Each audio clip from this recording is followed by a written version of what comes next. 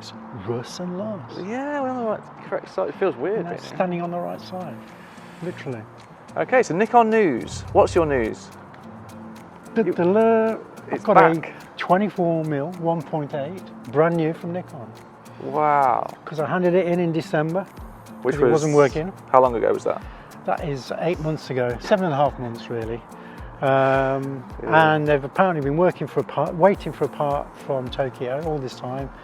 So I chased them up again at the beginning of June, and they said, we feel so sorry for you, waiting 7.5 months. We're going to send you a new one because we can't fix your old one. So and here it is, brand new out of the box this morning. So that's good and bad, isn't it? Yeah, it'd be really bad if it was a lens I used every day. It'd be terrible. Well, that's a serious concern I've had all this time, is that if one of my lenses that I use every week goes wrong, yeah, I can't wait 7 or 8 months for it. No. But the good thing is you got apparently a brand new lens.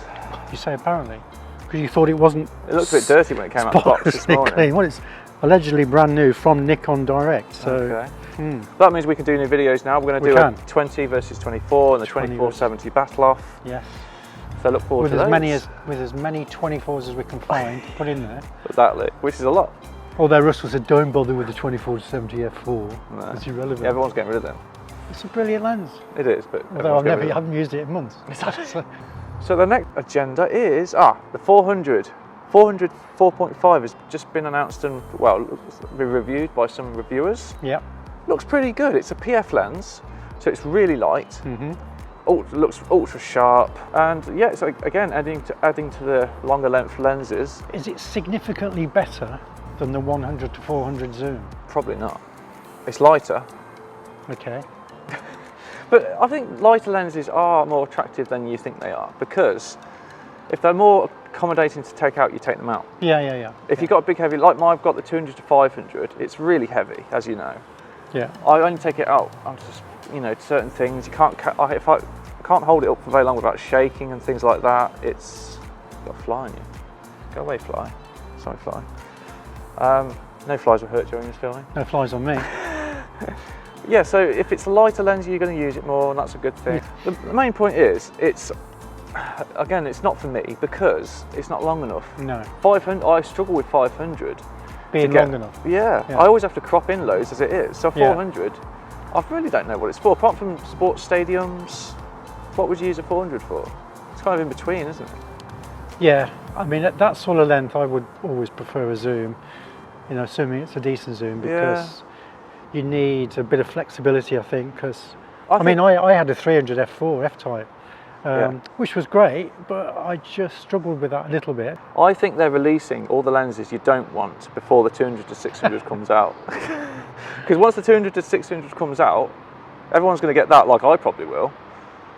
So they're not going to sell all these 400s, are they? It's a Nikon conspiracy theory. Well, maybe.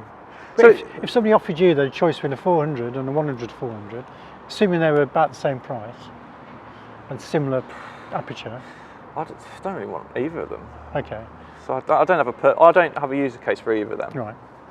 But I suppose it would be the 100 to 400, yeah. So the 400 is not approved by Russ and Lars? It looks like a great lens, but not for our... Not for us. Not it's for basically us. the answer. It's basically the answer. Yeah. So then it comes on to the Z30.